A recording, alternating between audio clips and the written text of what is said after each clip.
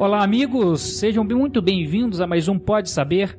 Hoje, numa data especial, 18 de abril, nós estamos falando aqui de um aniversário do livro dos Espíritos, escrito por Allan Kardec, com o auxílio dos nossos queridos e benfeitores espíritos que o acompanhou naquele instante. E nós, nesse instante, nós vamos fazer aí uma grande homenagem ao codificador da doutrina espírita. Nós vamos fazer uma série, isso mesmo, pessoal, nós vamos abrir agora uma série Allan Kardec. Vamos passar por todos os livros, e muitos, acreditem, pessoal, muitos acham que Allan Kardec só tem 5 livros. Então vamos para a nossa apresentação. Aqui é o Marco Gandra. Luiz Sérgio Marota, um abraço para todos aí. Oi, pessoal, é Lívia. Solange, um abraço a todos aí. Marconi Gomes, um abraço para todo mundo. Olá, pessoal, Denis Perdigão. Olá, pessoal, Geraldinho Lemos. Aqui é o Clairton, do Rio Grande do Sul, Porto Alegre. Aqui é a Alda, de Aracaju, Sergipe. Muito obrigado, pessoal. Agora vamos à nossa leitura de e-mails e recados.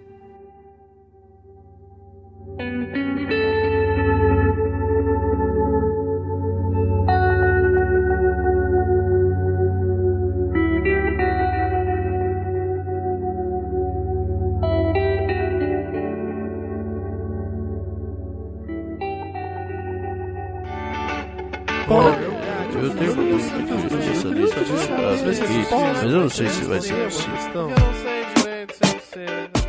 Leitura de e-mails.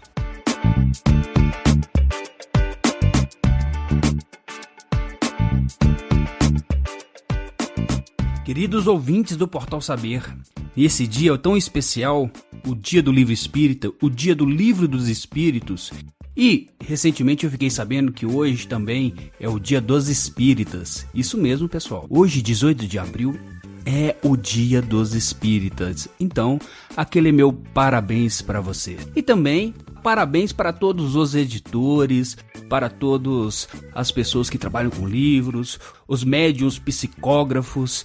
Parabéns a todos vocês. Na leitura de e-mails e recados de hoje, temos vários e-mails, mas como o episódio estava especial e nós sabemos que é o prato principal, ficaremos com apenas um e-mail que recebi recentemente. O nosso querido ouvinte, que eu não vou falar o nome dele para não gerar nenhum constrangimento, vou falar que essa pessoa tem apenas as iniciais FB. Ela nos traz uma questão que nos remete ao pensamento diário. Ele nos pergunta como melhorar o ambiente da casa, o ambiente familiar da casa. Ele está nos falando que ele procurou várias outras denominações religiosas e, digo de passagem, o Espiritismo acredita e crê que todas as denominações religiosas, seja qual for, são muito importantes e têm um propósito firme aqui na Terra. Mas o nosso amigo veio nos questionar qual é a visão espírita e como que poderia melhorar o ambiente familiar que está sempre carregado, que está sempre cheio de conflitos, cheio de discussões. Meu querido ouvinte, eu digo que a sua mensagem realmente tocou profundamente aos nossos corações, porque não é só vocês que estão do outro lado que às vezes passam por dificuldades. Nós aqui do Portal do Saber somos constantemente também afligidos pelas dificuldades do lar, pelas dificuldades da vida. Às vezes, até mais um pouco, porque nós sabemos que o trabalho é irradiar a luz e as trevas não estão aí para que nós possamos fazer o nosso trabalho de forma adequada. Infelizmente, nós ainda estamos em um mundo de expiações. Por isso, meu querido ouvinte, conflitos, dificuldades, seja na tarefa com o próximo, seja com a tarefa na divulgação espírita, como nós fazemos aqui, ou seja na tarefa corriqueira do dia a dia, no trabalho, ou mesmo na convivência entre os familiares, vão estar sempre atreladas às dificuldades. Isso é inerente ao nosso grau espiritual, ao nosso grau evolutivo. E não há como darmos saltos. Rogamos a Deus que o mundo de regeneração venha regenerar as famílias, venha regenerar a sociedade e venha regenerar todos aqueles que estão em volta da gente, para que realmente possamos encontrar paz ao coração. Mas, querido ouvinte, isso é algo que aflige a todos. E você não é uma pessoa diferenciada. Isso é muito importante, porque às vezes nós ficamos presos às nossas dificuldades e acreditamos que nós somos os únicos eleitos para essas dificuldades. E o mais importante é perceber que as dificuldades estão em todas as partes. E isso faz parte do nosso crescimento. A angústia, ela é comum na nossa vida, infelizmente. Mas vamos pegar o que Cristo nos diz. E aí sim vamos descrever talvez um programa de melhoria, um programa de profilaxia, para que nós não caiamos em dificuldades quanto à nossa família. Mas eu digo, meu querido, que isso é apenas o primeiro passo. Porque as dificuldades da família, elas são inerentes a várias encarnações. Porque o livro dos Espíritos vem nos dizer que a família é formada de quê? De espíritos que estão conosco há várias encarnações. Podendo ser espíritos amigos ou aqueles que não foram tão assim, que foram nossos desafetos. O importante que é o momento atual, é o momento que se faz presente. E esse momento que se faz presente é o momento de reconciliação. Mas o que Cristo vem nos dizer? Cristo vem nos dizer: vigiai e orai. E é em cima disso que vamos falar o que o Espiritismo pode auxiliar na melhoria da condução das relações familiares. Vigiai. O ato de vigiar, nós temos que vigiar os nossos pensamentos, os nossos atos e as nossas emoções. Vigiar profundamente para que não caiamos nas dificuldades do dia a dia. Isso é extremamente importante. E orai. Temos que ter a nossa oração diária quando acordamos, durante o dia, ao anoitecer, quando vamos dormir. É extremamente importante. Mas para a família ainda digo que há um momento especial. É o momento do culto do Evangelho do Lar. E como fazer o culto do Evangelho do Lar? É muito simples, muito simples. Escolha uma hora e um dia da semana. É importante que esse dia e esse horário se repita corriqueiramente no mesmo dia e no mesmo horário. Mas, Marco, e se por um acaso chegar em minha casa visitas? Convide-as a participar. Mas, Marco, só eu sou espírita em minha casa? As outras pessoas não são espíritas, como eu faço? Oh, meu querido, acredite, existem vários espíritos com você. Bons, protetores, o seu anjo guardião, e há aqueles que estão gerando tumulto na sua casa. Eles todos estarão ao seu lado para que você possa realmente aprender juntos. Isto mesmo, aprender juntos. Então, quando você estiver sozinho, faça o culto do lar no mesmo dia, no mesmo horário. Se não tiver outras pessoas que compartilham do seu ideal, faça sozinho. Mas acredite, você nunca estará sozinho. Coloque uma jarra de água ou um copo de água sobre a mesa para que os benfeitores possam fluidificar sua água. E essa água será remédio salutar. É um presente para você. Inicie o culto do Evangelho do Lar com uma prece e termine com uma prece. Procure um livro edificante. Pode ser o Evangelho da Bíblia.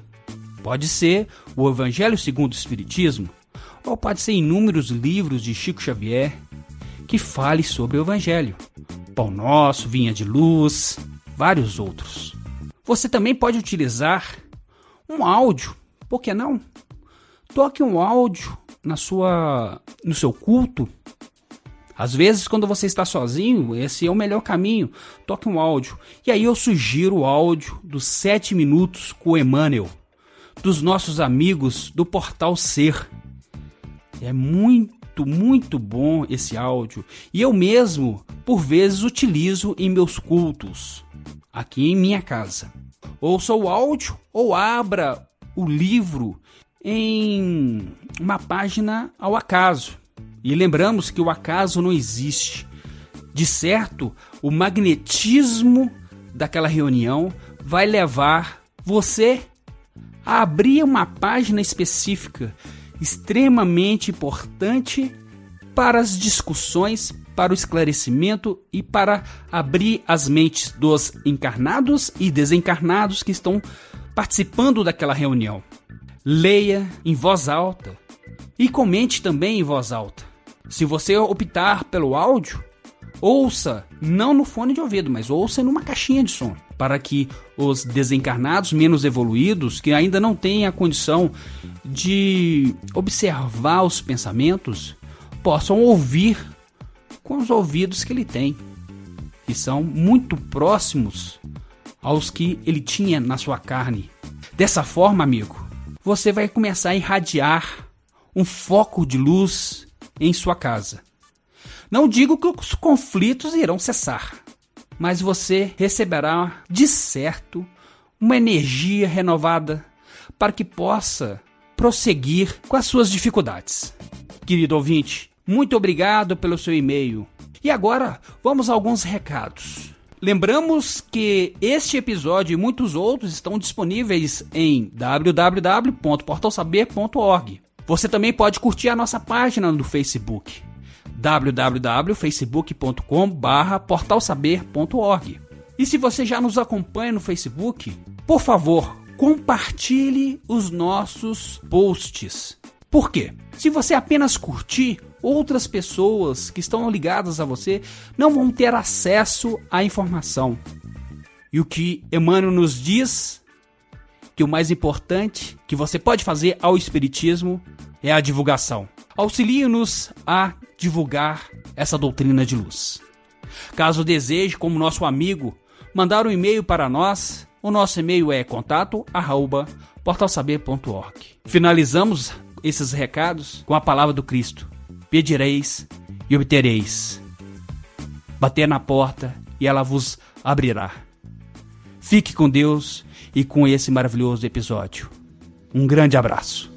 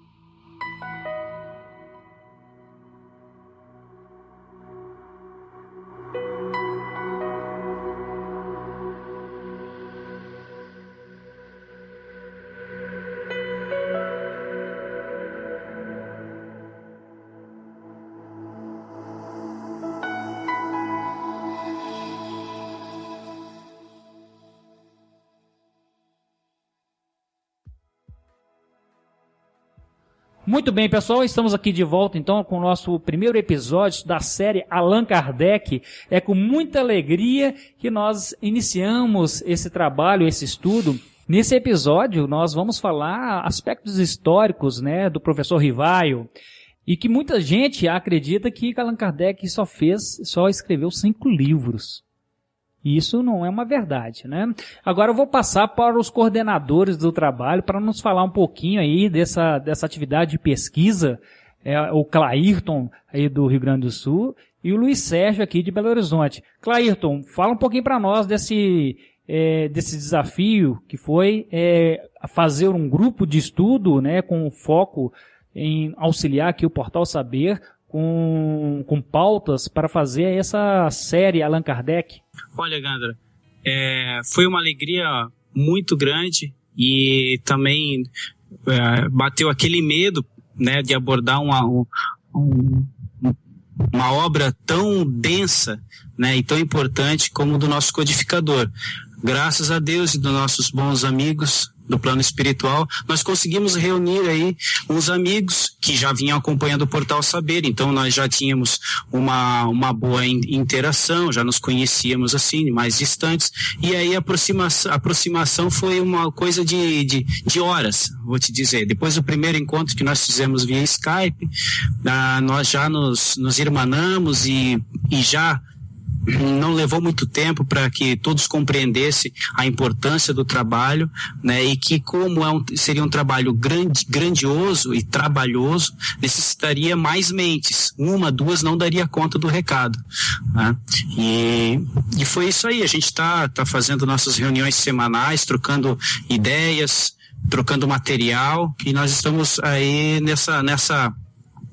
com esse objetivo de montar uma pauta, né, para que vocês reunidos aí pudessem então estar gravando essa série de Allan Kardec, revelando muitos aspectos que a grande maioria dos espíritas e dos outros estudiosos, religiosos, também teólogos, não sabem sobre Allan Kardec, sobre a codificação espírita.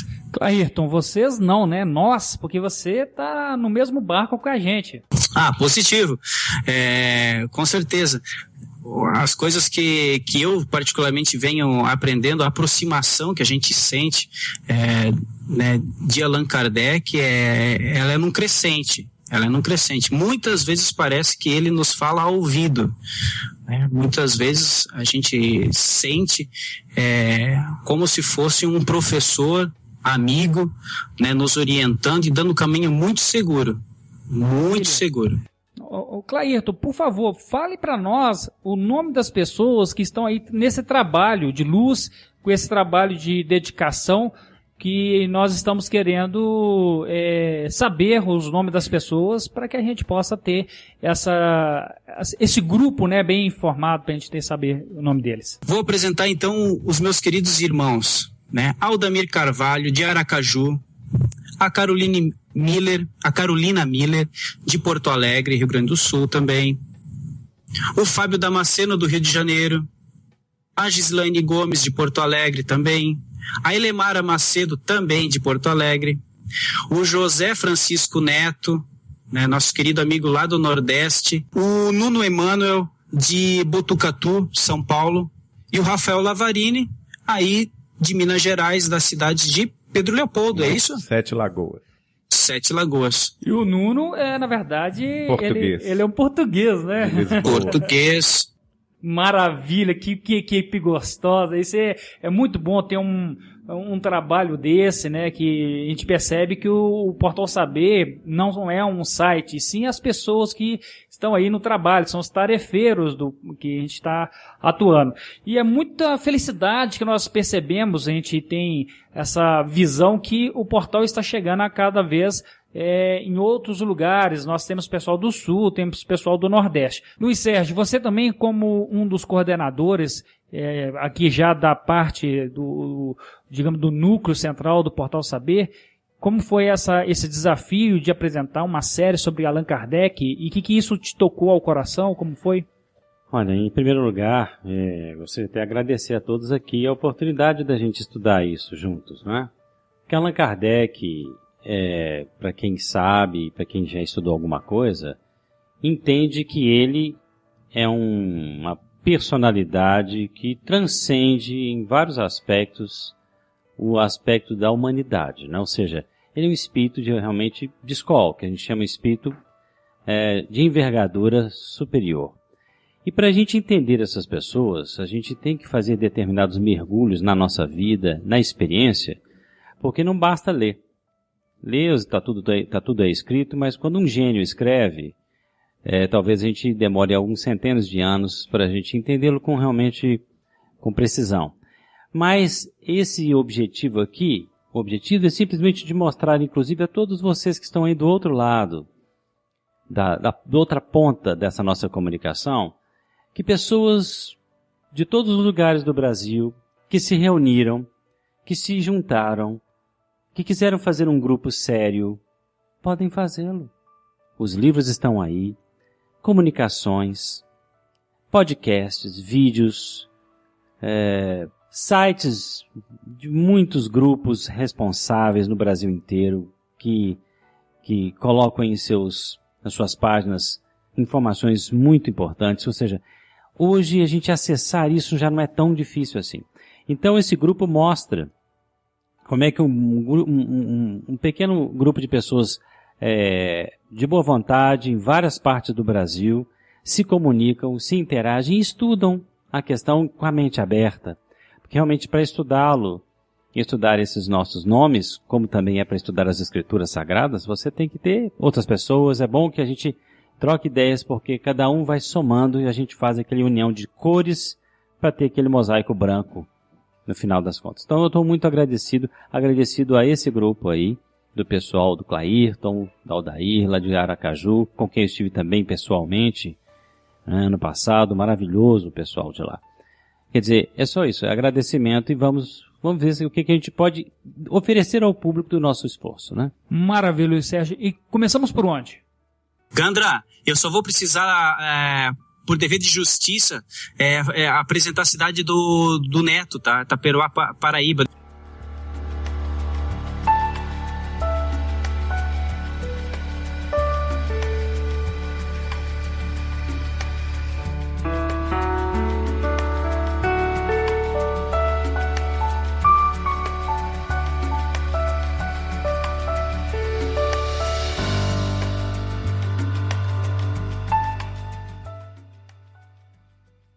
Olha, nós podemos começar falando do o nascimento de Hippolyte Léon des Arrivars, o nome natural, de nascimento de Allan Kardec. A data que nós temos aqui é de 3 de outubro de 1804, na cidade de Lyon, na França. Vamos falar um pouquinho sobre os antecedentes da cidade de Lyon, os antecedentes cristãos da cidade de Lyon. Porque isso aí é importante, né? Nós sabemos que não existe o acaso, né?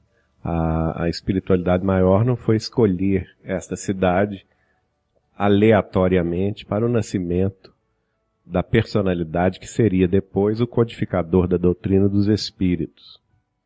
Vamos começar por revelações, por exemplo, de Emmanuel, tanto no livro A Caminho da Luz, quanto nos livros 50 anos depois, e também Ave Cristo, quando Emmanuel nos revela que a cidade de Lyon, os primeiros cristãos da cidade de Lyon, herdaram o ascendente da mediunidade glorificada dos primeiros cristãos após a partida do Cristo, né? Especialmente o ascendente mediúnico iluminado que ocorreu na igreja de Antioquia da Síria. E também o espírito de Teóforos escreve no livro Inácio de Antioquia que os perseguidos na época do Império Romano, muitos deles, inclusive Nestório, que é uma das reencarnações do benfeitor Emmanuel, foram para a região de Lugdunum, que mais tarde seria a cidade de Lyon, na França. Lugdunum, na época, era a capital de uma província chamada Gália Transalpina, uma província que foi anexada ao Império Romano, né? E os primeiros cristãos que lá se estabeleceram sob a influência do espírito de João Evangelista, né? Então é uma igreja cristã que nasceu com o ascendente mediúnico muito forte, à semelhança do que havia ocorrido em Antioquia da Síria e que foi transplantado espiritualmente para a cidade de Lyon. Mais tarde, ela vai ser palco também do nascimento de São Remígio, que foi uma grande personalidade entre os séculos IV e V da era cristã, palco de suas pregações maravilhosas em torno do Evangelho. Ele que foi o conversor do Império Franco, não é? do primeiro imperador franco, Clovis I. e vai estabelecer a partir da cidade de Lyon, na direção depois de Reims, a cristianização dos francos. Mais tarde também, no decorrer dos séculos, ela vai ter importância fundamental com a influência dos valdenses, também uma variação do cristianismo com grande ascendente mediúnico, e mais tarde também vai participar ativamente também na difusão das atividades de Francisco de Assis. Na época em que no século XIII, Francisco de Assis, séculos XII e XIII, Francisco de Assis mudou a cara do cristianismo na face da terra. Então nós vemos que não foi ao acaso que a espiritualidade maior situou aquele que seria o apóstolo da codificação espírita, fazendo com que ele nascesse, reencarnasse nesta cidade de Lyon, exatamente no dia 3 de outubro. Por quê? Porque 3 de outubro é um dia dedicado, dentro da agiologia católica, a Francisco de Assis. E também é o dia da desencarnação de São Remígio, né? Vocês veem que existem ascendentes espirituais muito fortes que nos indicam que houve uma razão da espiritualidade superior para que Allan Kardec renascesse nessa cidade. Uma cidade que tem profundas ligações com João Evangelista, e nós todos sabemos que uma das encarnações de João Evangelista foi também a de Francisco de Assis. Então, no dia 3 de outubro, a Igreja Católica dedica ao Santo de Assis. Exatamente neste dia vai reencarnar na cidade de Lyon o apóstolo que seria Allan Kardec. Acaso, eu pergunto? E eu fico pensando, Geraldinho, que parece que é uma historinha de João e Maria, que fica colocando as migalhinhas, né? E aí eu lembro muito que o Luiz Sérgio sempre comenta que Jesus nos falava: há muito a dizer, mas vocês ainda não podem compreender. Então, isso a gente percebe que tem migalhas, como João Maria, para a gente estar percorrendo a história. E no momento que nós já temos aí uma maturidade que nasceu justamente com Allan Kardec, com o trabalho de Allan Kardec, a gente consegue recolher essas migalhas e começar a entender e perceber que beleza que é essa a humanidade, não só de uma vida, mas a humanidade que se reencarna e cresce e evolui. Não é mesmo? É isso aí, Gandra. E Alda, fala para nós como é esse trabalho, como é o grupo de estudo e como você participou. Bem, o grupo de estudo, na verdade, eu classifico como um reencontro, né, de almas afins, voltada para um trabalho da codificação com o codificador Allan Kardec. Ler e estudar Allan Kardec não é difícil, uma vez que as obras de Allan Kardec estão mais do que claras, né? Ele, como um bom professor, inclusive a gente vê nas obras dele várias vezes ele reformulando os questionamentos que ele fez aos espíritos que participaram da codificação. E muitas vezes a gente vai ver os espíritos respondendo: já vos disse, e aí vem a mesma resposta, né? Então não é difícil estudar Kardec. É um prazer e assim, eu acho que é um crescer. Como Clairton bem falou, vem em um crescente estudar Allan Kardec. E o grupo por si só já fala. É um grupo realmente de amigos, de irmãos, e para mim tem sido um grande aprendizado, mas sobremaneira um grande desafio. Desafio, inclusive, por estar aqui conseguindo falar alguma coisa, porque quem me conhece sabe que eu não tenho o dom da palavra. Ah, que isso, Aldo. A gente sempre foi muito bem recebido aí por suas palavras de carinho. E eu gostaria que você falasse para a gente um pouquinho aí da educação de Kardec. Hippolyte Léon de Nizar era possuidor de uma inteligência muito penetrante, com alto espírito de observação, né? E foi estudar em Yverdon. Com a idade de 11 anos, em 1815, seus pais o enviam a Yverdon, cidade suíça, para estudar no célebre Instituto de Educação, ali instalado, em 1805, pelo professor filantropo Johann Pestalozzi. Gostaríamos de fazer uma remarca aí, vamos dar uma paradinha no Johann Pestalozzi aí, para a gente falar um pouquinho sobre ele. Você tem alguma informação aí, Lília? Você sabe muito sobre Pestalozzi? Você poderia nos falar, porque isso é importante. Bem, é muito difícil falar sobre Pestalozzi, né, gente? Mas a gente tem alguns dados dele, da formação dele, né? Que foi uma formação muito profunda, que veio desde as ideias dele partiram de Rousseau e de vários grandes pensadores da humanidade. E ele foi se tornando aquele professor com toda a base que ele tinha da sua origem, né? E o idealismo grande que ele possuía também foi mostrando quem ele era capaz, né, de ser e quem ele foi para a formação do Allan Kardec, né? Foi um grande mestre mesmo. E não é à toa que, como dizem os biógrafos dele, né, ele foi o educador da humanidade. Lívia, uma curiosidade, por que os pais mandaram ele estudar com o Pestalozzi, em Yverdon, e não estudou na França? O que a gente pode pensar sobre isso?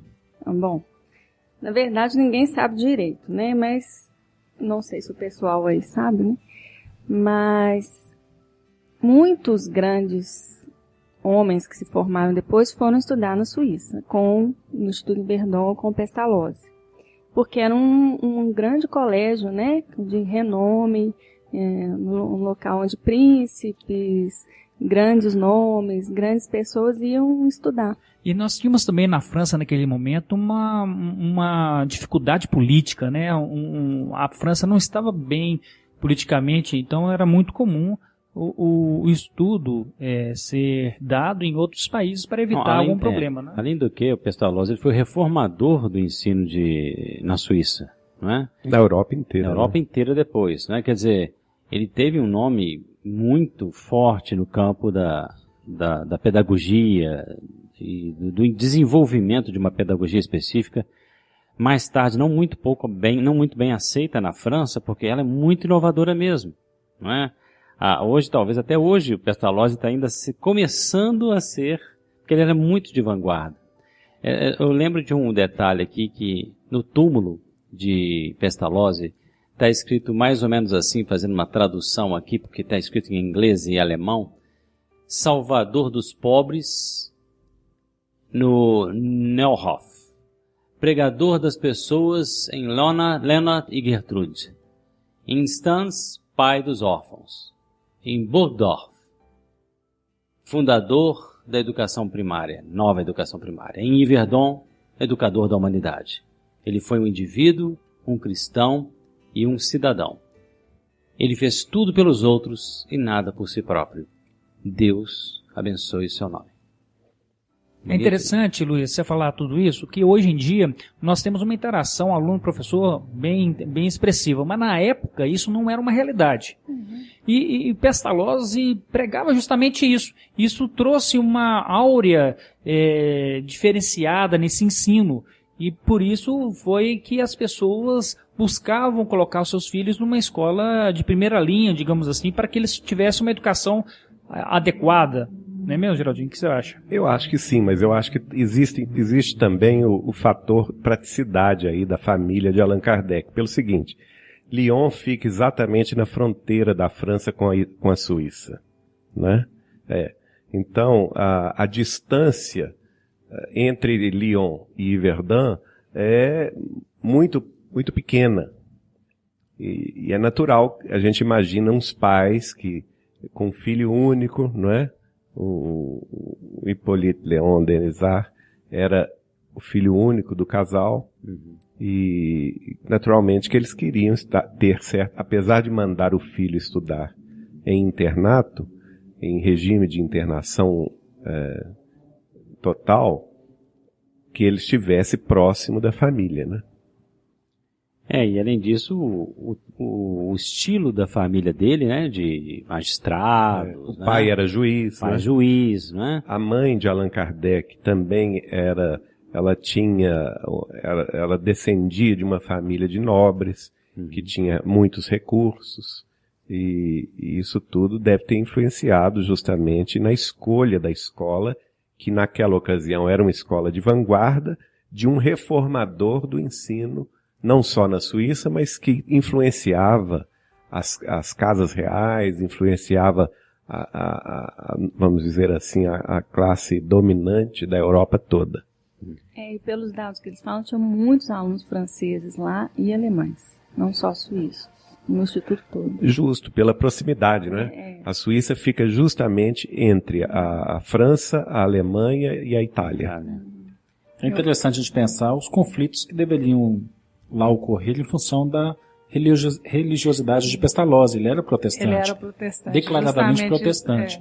Mesmo assim, famílias muito bem posicionadas e católicas enviavam seus filhos para lá. O clero, com certeza, não devia gostar dessa situação. Vários dados mostram que ele era um protestante não dogmático. Isso é um ponto muito importante, inclusive da formação do próprio Kardec. Ele chega a colocar que ele não gostava da literalidade da Bíblia. Ele tinha muita racionalidade. O Pestalozzi, né? O Pestalozzi. Então, isso fazia com que ele tivesse essa abertura. E ele colocou muitos professores católicos no próprio instituto, para os alunos católicos. Então, ele tinha essa interação e ele era muito aberto. Então, ele queria essa interação religiosa e ele tinha essa pretensão mesmo. Ele tinha um sonho também, né? Neste sonho, ele pretendia unir as diferenças católicas e protestantes numa única doutrina. E isso, a gente imagina Allan Kardec jovem, como criança e jovem, como isso influenciou a cabeça, a informação do isso jovem. Já aos 14, 15 anos de idade, ele começou a notar como os conflitos religiosos já dentro da escola de Yverdon, né, o tocavam profundamente. Olha a natureza deste rapaz. Quando é que o menino de 14 anos começa a ficar incomodado, angustiado em ver que professores protestantes e católicos não se confraternizavam, não conseguiam, devido ao apego ao dogmatismo teológico, né, as interpretações individualistas de cada um. Então ele ficava assim, não é possível que o cristianismo veio para criar tanta briga, tanta confusão, porque a própria escola estava acabando por causa disso. O Pestalozzi chegou a ter conflito com um professor protestante que começou a dizer não protestante e não cristão por causa da maneira como ele via o cristianismo. E aí, no final, ele começou a encará-lo como cristão. Falou, não, na verdade, ele é um verdadeiro cristão, mas demorou. Ele achava que ele era extremamente racionalista, não dogmático, né? Ele queria o oposto. Se não me engano, a Solange tem aqui uma revelação da Anna Blackwell. Você está com ela aí, Solange? Falando desse conflito que ele tinha, ou não? Eu tenho aqui, se você quiser. Não, ela fala, na verdade, é justamente isso que o Denis acabou de mencionar, né? Porque apesar que o Kardec, né, ele tivesse nascido na França, que é um país eminentemente católico, ele foi, né, ser educado num país protestante, é o que justamente a gente tem falado aqui. E pelo visto, né, então essa ida de Kardec para essa escola na Suíça, certamente foi uma coisa assim, muito importante, justamente não pelo cunho religioso em si, porque ele precisava desse tipo de formação ali, não só pelo o tipo de educação, né, o sistema de educação da época lá de Pestalozzi, mas para que isso fizesse que ele fosse uma pessoa mais crítica também. Né? Eu acho que isso despertou muito nele, né, esse poder de investigação, aquela coisa mais profunda mesmo, sem se apegar cegamente à religião, de maneira que ele não pudesse questionar, porque, né, o Livro dos Espíritos foi escrito dessa maneira, ele sempre questionando, sempre querendo investigar mais e mais. É interessante que tudo isso reflete no trabalho que ele veio fazer, né, no Espiritismo. Ô Clairton, então diz para nós, com essa capacidade toda aí de síntese que o grupo tem, qual que foi a idade que o nosso amigo Rivaio tirou seu bacharelado? Olha, Gandra, o bacharelado foi aos 18 anos, tá? Sendo que aos 14 anos ele já diplomou-se professor, ele já tinha o diploma dele de professor, ok? É bem cedo mesmo o menino Rivaio, ele já ajudava os seus companheiros lá no castelo de Yverdon, né? E lá já demonstrava um grande espírito de solidariedade aos seus semelhantes, ok? Muito bom. Lembrar para quem está escutando pela primeira vez sobre espiritismo que Allan Kardec e professor Rivaio é a mesma pessoa, viu, gente? Isso. Eu gostaria de dizer aqui também, eu achei a citação da Anna Blackwell, uma biógrafa britânica de Allan Kardec, se não me engano, contemporânea dele, inclusive. Ela diz o seguinte... Foi amiga dele. Amiga dele, inclusive, é. Ela diz o seguinte: nascido num país católico, França, mas educado num país protestante, Suíça, Kardec começou, enquanto ainda um mero rapaz, a meditar nos meios de trazer uma união de crenças entre os vários sectos cristãos. Um projeto de reforma religiosa na qual ele laborou em silêncio por muitos anos, mas necessariamente sem sucesso, já que os elementos desejados para a solução do problema ainda não estavam nas suas mãos. Interessante, não é? Quer dizer, ele já tinha essa ânsia de mostrar, de viver uma religiosidade superior, cristã, sem as divisões de secto. Mais tarde ele ia descobrir, através da fenomenologia espírita, as verdades e as variáveis para que nós pudéssemos interpretar a Escritura sem termos que pertencer a um secto religioso particular. Denis, e aí depois dele ter se formado como bacharel, ele saiu da escola e foi para onde? Quando ele conclui seus estudos, ele migra para a capital francesa, para Paris, e lá o Rivaio vai exercer o magistério e vai aproveitar as horas vagas que ele tinha para traduzir obras inglesas e alemãs, já que ele era poliglota e falava algumas línguas. E começou a se preparar para o seu primeiro livro didático, que foi o Curso de Aritmética, que foi lançado em dezembro de 1823. Poxa vida, então assim, logo rapidamente assim, ele foi ser professor e traduzir obras e escrever a sua própria obra de aritmética. Isso mesmo, Denis? É isso mesmo. Então, com pouca idade ainda, né, Kardec nessa ocasião tinha por volta dos seus 20 anos, 20 e poucos anos, ele já lançou o seu primeiro livro, já havia traduzido várias obras. Kardec falava várias línguas, né? O alemão, o francês, o inglês. Se não me engano, inclusive entendiam do português, mas estou puxando a minha memória. Ele falava realmente vários idiomas, era um estudioso de línguas. Aliás, não só de línguas, né? Nós podemos comentar adiante, Kardec estudou várias disciplinas científicas e se filiou a vários institutos de pesquisa. Eu queria perguntar ao Clairton, que eu sei que ele fez uma pesquisa destes livros todos que Allan Kardec publicou. No total, quantos livros Allan Kardec publicou, Clair? Dessa lavra pedagógica dele foram 14, né, assim, dos mais consideráveis que eu elenquei aqui, que teve uma repercussão no sistema de ensino francês por mais de 2 décadas. Tá? De mais de 2 décadas. É impressionante ter descoberto que ele, aos 24 anos, ele lançou esse curso de aritmética que foi usado, né, ultrapassou 2 décadas, foi por 5 décadas. 5 décadas.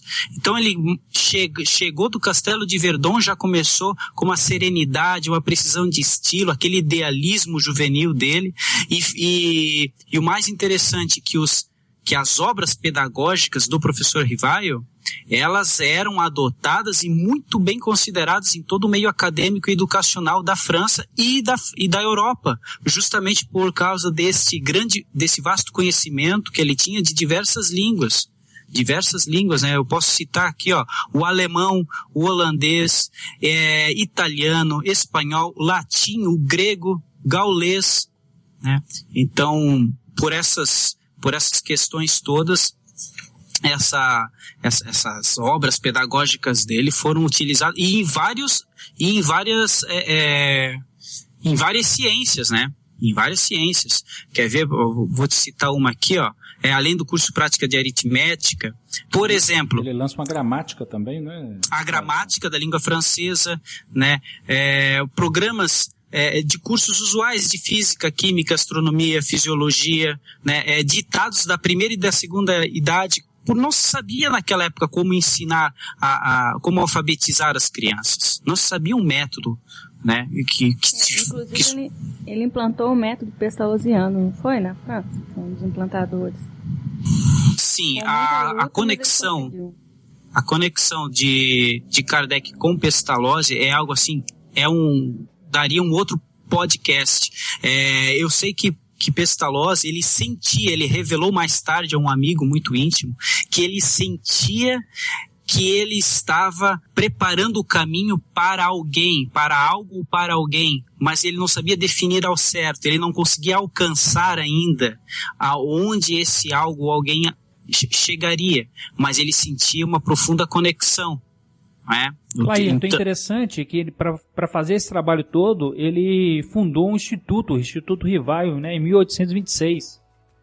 Sim, esse Instituto Rivaio. Então, para fundar esse instituto, aí é que está.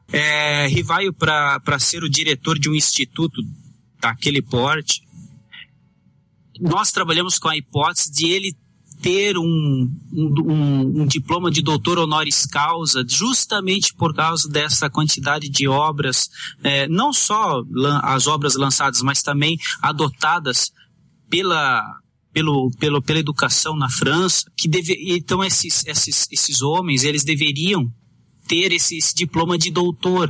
Então acreditamos que essa seja a hipótese viável, porque das duas uma, ou ele comprou o sistema francês de educação para ter um instituto esse nível, quem conhece um mínimo de Kardec, ele sabe que ele não faria isso, ou então teria algum outro meio, né, para ser considerado então um diretor de escola, né?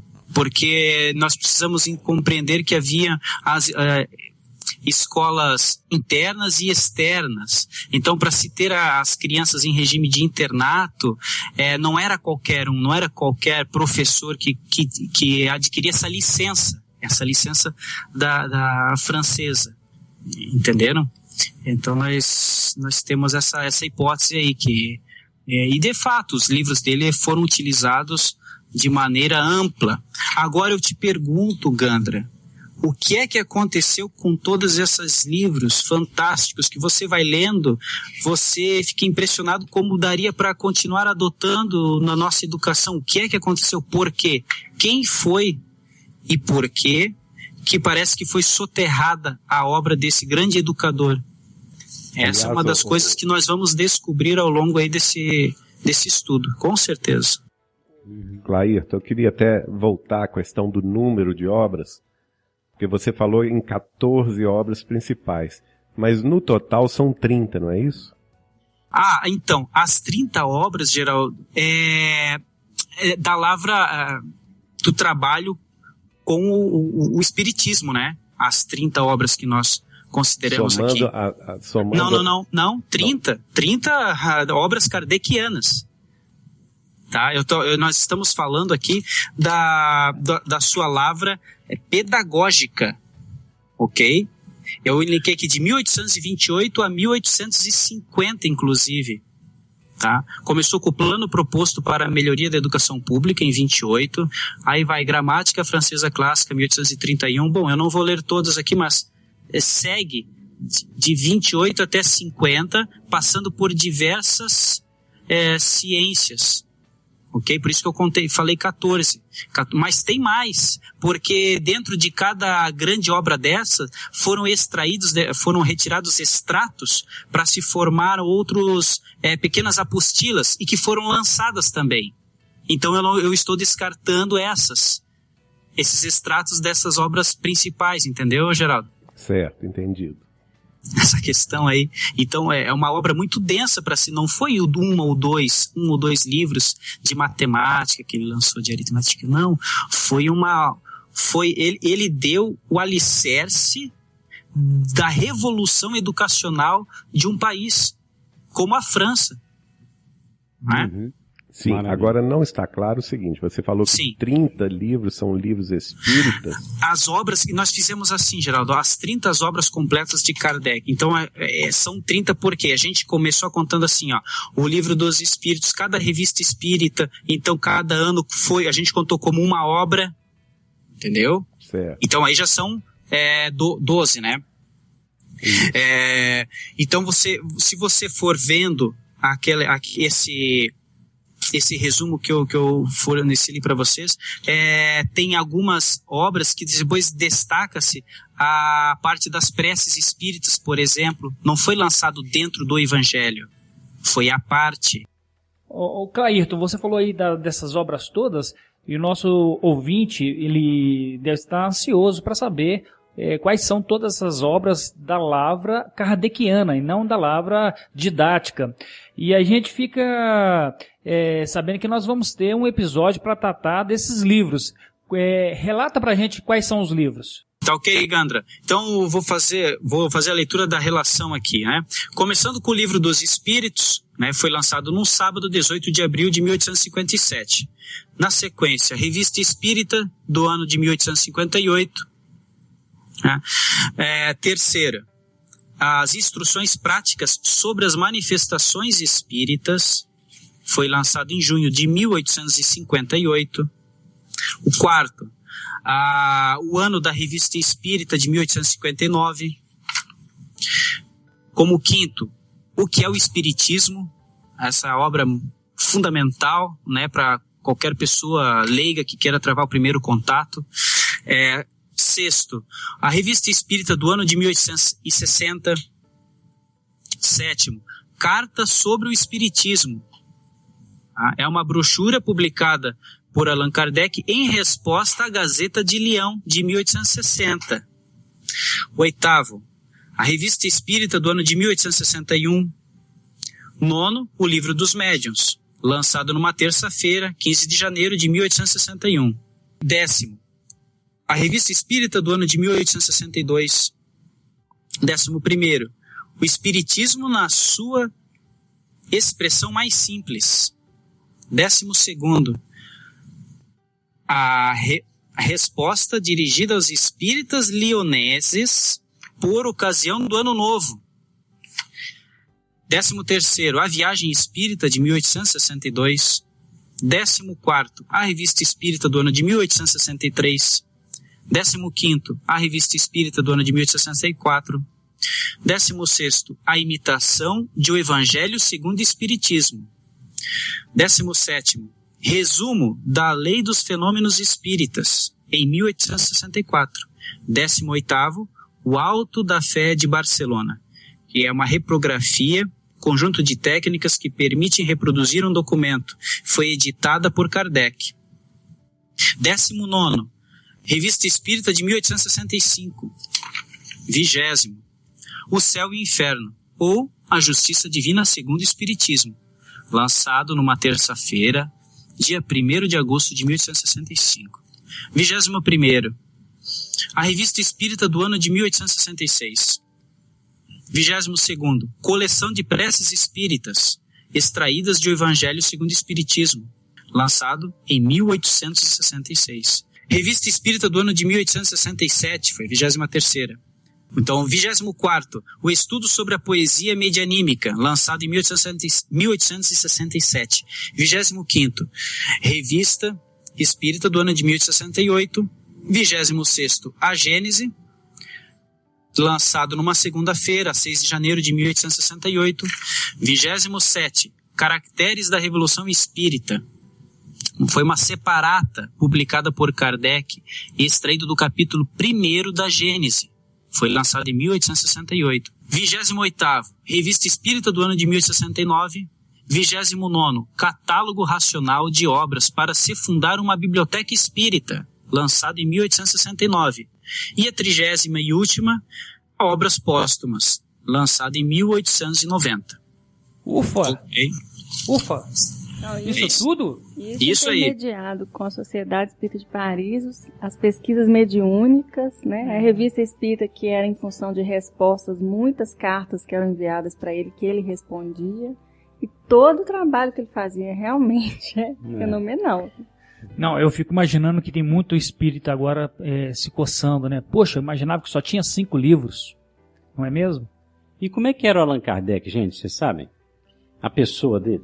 A pessoa dele eu achei assim bastante interessante também, porque quando ele estava lá, voltando só um pouquinho lá em Pestalozzi, né, porque eu gosto muito aí da parte da biologia, que ele gostava muito de andar pelas montanhas, achei uma coisa assim legal da gente saber, e ele andava 20, 30 milhas por dia coletando espécimes de plantas, porque ele estava fazendo, né, um herbário, e eu achei isso muito interessante também, porque a gente imagina ele só no mundo assim, né, no caso aí dando só aulas e sempre nesse ambiente acadêmico, mas ele teve, né, esse lado aí muito interessante aí de andar na natureza, de ficar com ele ali naqueles momentos ali nessas montanhas, né? Eu achei muito interessante essa personalidade, esse fato que eu fiquei sabendo. E também seguindo a fala da Lívia aqui, é que realmente eu não sabia, né, mas nós começamos a mencionar aqui que ele foi por muitos anos secretário da Sociedade de Estudos Fenomenológicos, né, de Paris. Né? Então, nossa, eu não consigo falar isso 3 vezes correndo, não. Eu acho que eu devo até ter falado errado. Mas enfim, Estudos de Fenômenos, né, de Paris, e essa sociedade, eles estudavam o magnetismo, né, eles investigavam o sonambulismo, transe, clarividência e vários fenômenos relacionados ao passe magnético. Então, tudo isso a gente vê como né, o Allan Kardec ele era assim, tão preparado, tão instruído. Polivalente, né? Polivalente, porque na parte da ciência ele deu aula de aritmética, ele deu aula de anatomia comparada, de química, né? Aliás, de ele astronomia por muitos anos. E segundo essa descrição, né, esse prefácio aí da Anna Blackwell, ele fez isso realmente assim, por anos a fio, sem cobrar nada, né? Foram aulas gratuitas. Daí porque ele era filiado a vários institutos de pesquisa dessas áreas de ciência. Inclusive pouca gente sabe disso. Ele era também magnetizador, não é? Conheceu muitos pesquisadores do magnetismo. E quando foi lidar com a mediunidade, ele vai lidar muito com médiuns sonambúlicos que precisavam da presença do magnetizador para entrar em transe. Maravilha. E no quesito coração, Marconi, ele chegou a casar? Gandra, ele casou. Ele casou em 1832 com Amélie Gabrielle Boudet, que era professora e artista plástica francesa. Só que eles não tiveram filhos, né? Uma mente brilhante que não teve descendentes a princípio, né? E é muito interessante o momento onde as mentes brilhantes surgem na história da humanidade, porque a gente vê que existem alguns pontos onde elas atuam e conseguem modificar toda uma sociedade. No caso, a influência na parte educacional francesa, que foi muito forte, como vocês bem disseram, e posteriormente a influência que ele exerceu com toda a obra da doutrina espírita. Eu queria voltar atrás aqui a questão que o Luiz propôs para Solange da personalidade de Allan Kardec, né?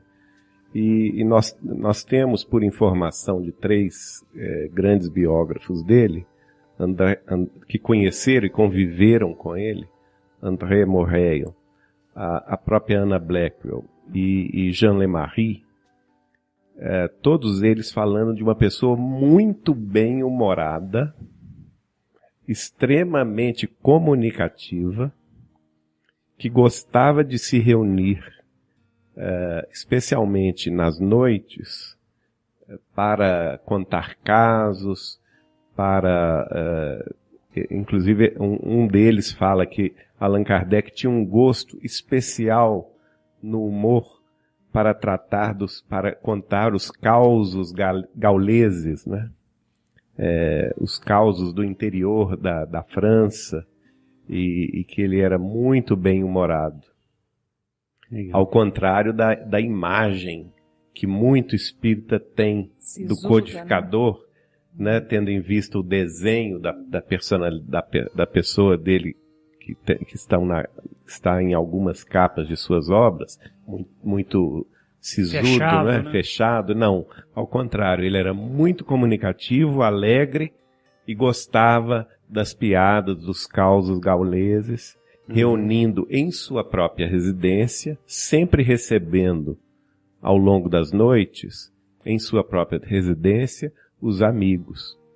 E Chico Xavier vai me contar detalhes muito curiosos, por exemplo, do relacionamento de Allan Kardec com a nata dos artistas franceses de Paris, não é?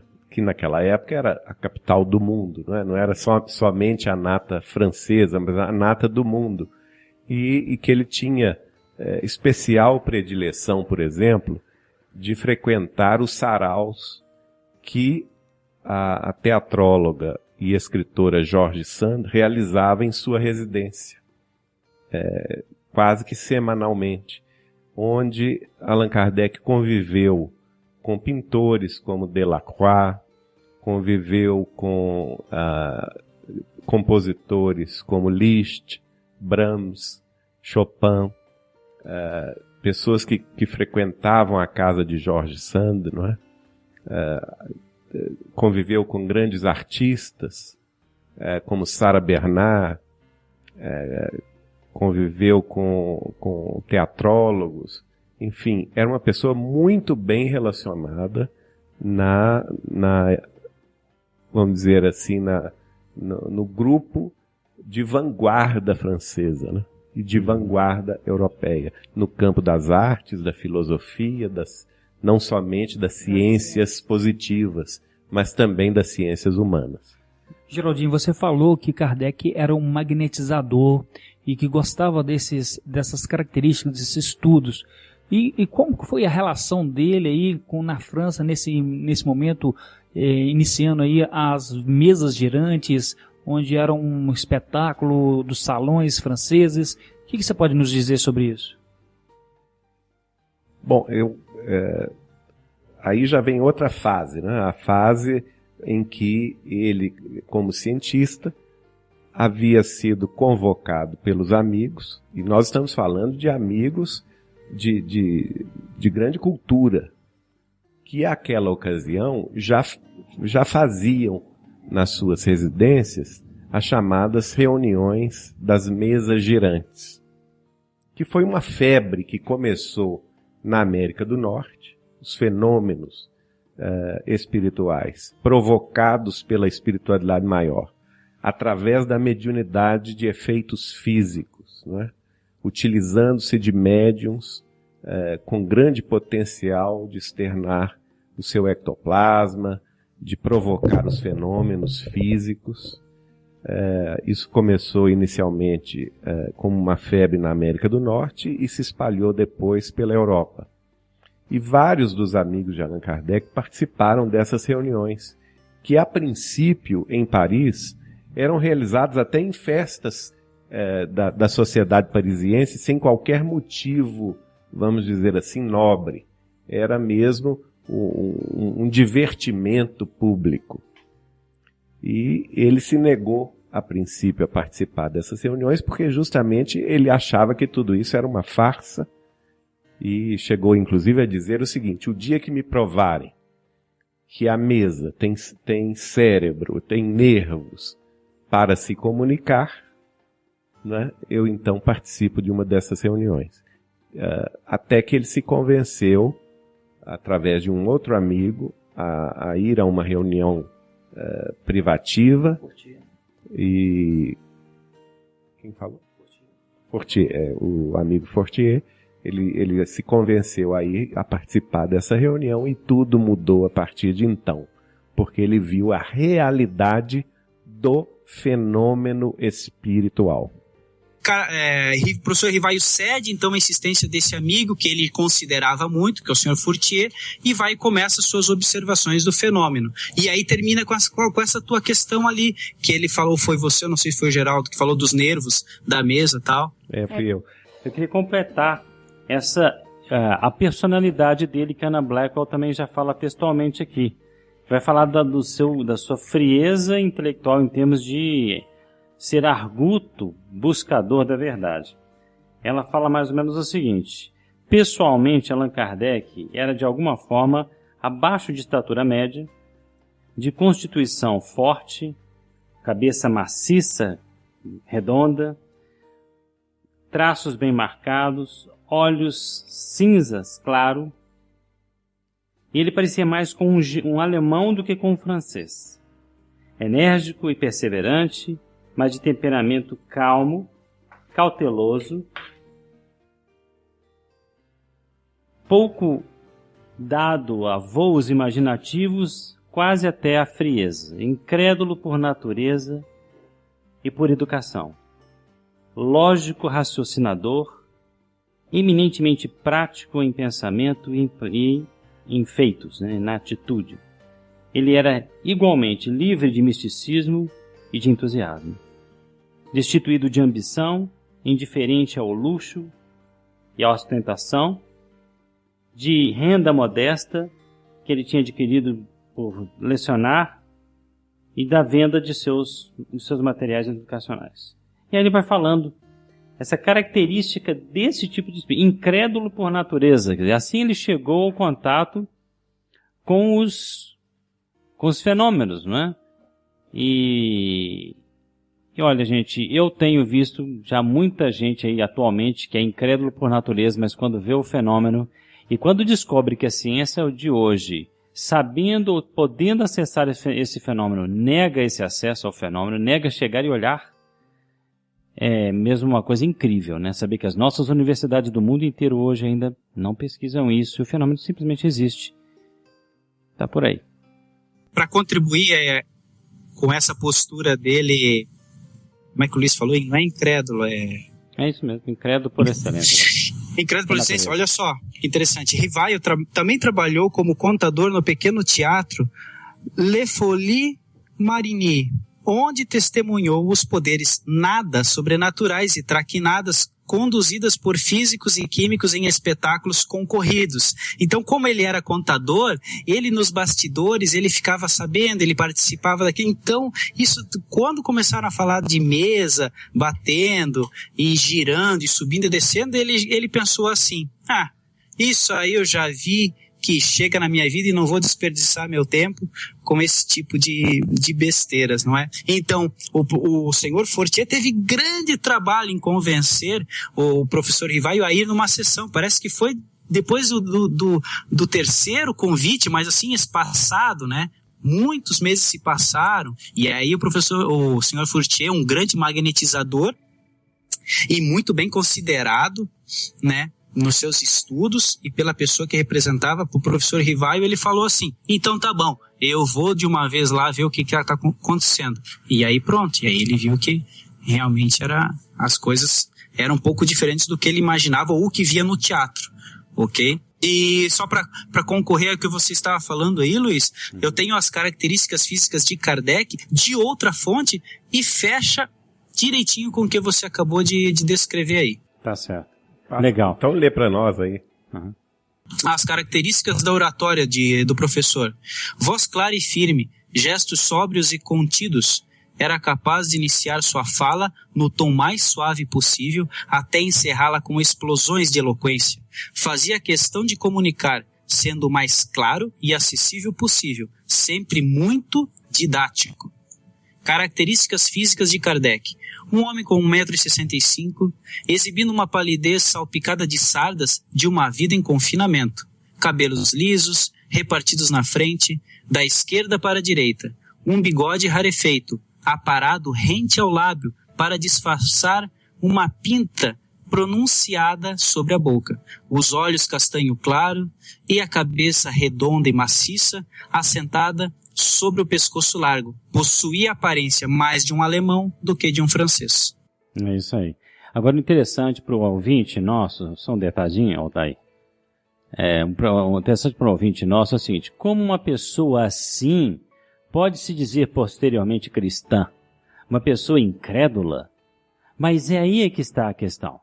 Ele era esse incrédulo, mas no coração dele ele tinha o desejo de que as pessoas fossem realmente cristãs na essência. Ele não conseguia entender as pessoas brigando por causa de religião.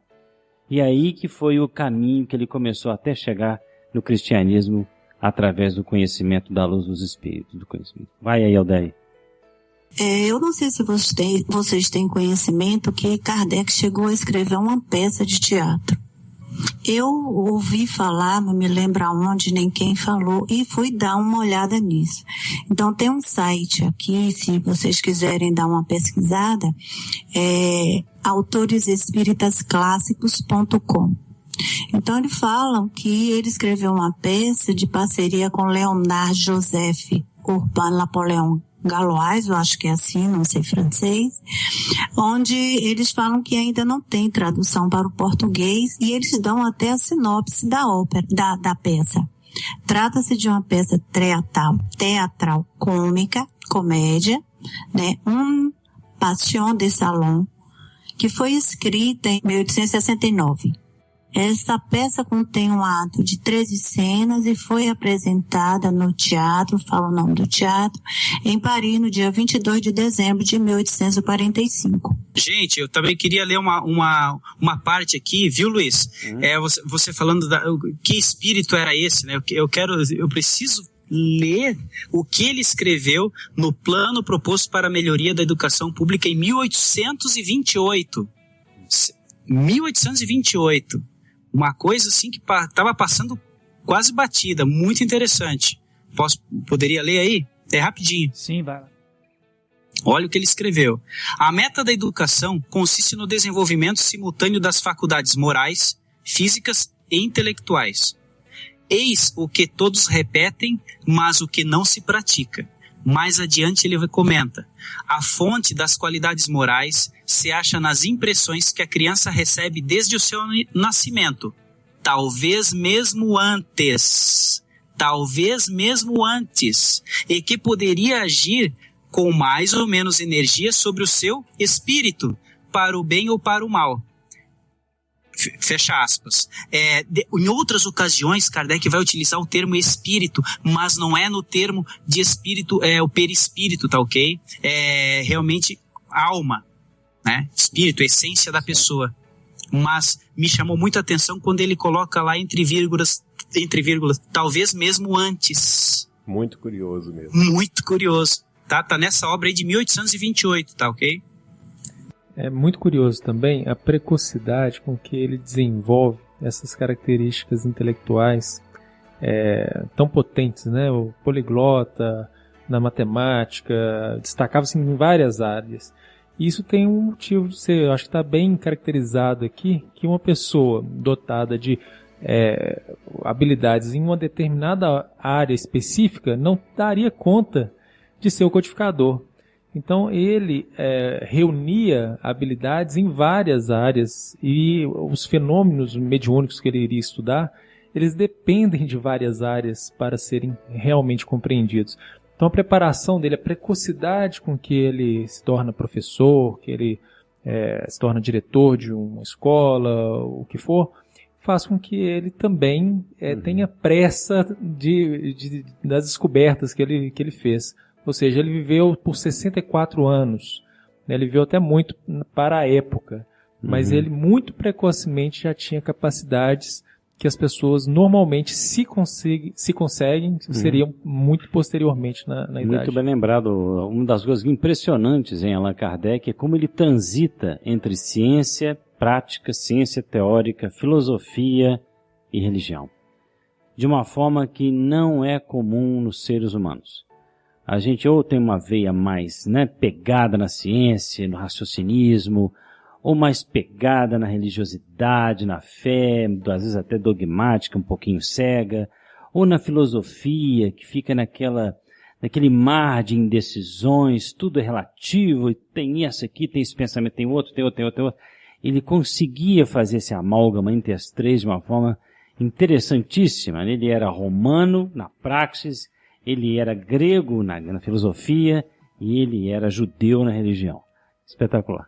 Reunir tudo isso num ser humano só. Com 64 anos de existência, fazer tudo isso, porque você tem a parte... Se fosse só a parte acadêmica, já seria notável.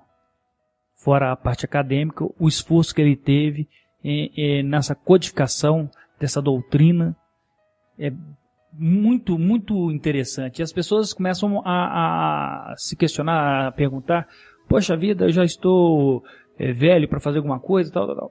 Ele até o fim, até nos últimos dias da sua vida, trabalhou ardentemente por esse ideal. Muito interessante isso. Deixa eu te falar um sentimento, tá? Estou apaixonado pela obra do educador professor Rivaio.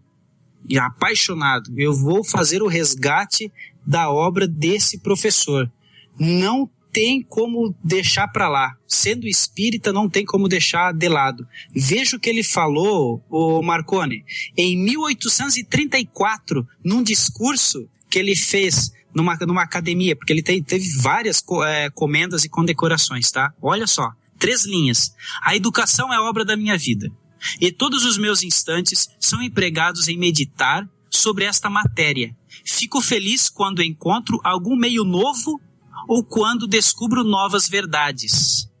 Mais adiante ele repete, ele fala: é preciso falar para a massa e não para os indivíduos, que são de alguma forma uma exceção. Eis porque me detive mais no que concerne a educação pública do que a particular, professor Rivaio. Então, observem vários elementos ali contidos que remetem a uma profundidade, a um sentimento de fraternidade desse homem gigantesco. Como educador, ele já foi um gigante. E depois, como codificador da doutrina espírita, ele mostrou a sua verdadeira missão, não é? E Clairton, você colocou na sua última fala também questões que só hoje a medicina tem estudado, a importância até das pessoas terem algum tipo de informação antes mesmo do nascimento, né?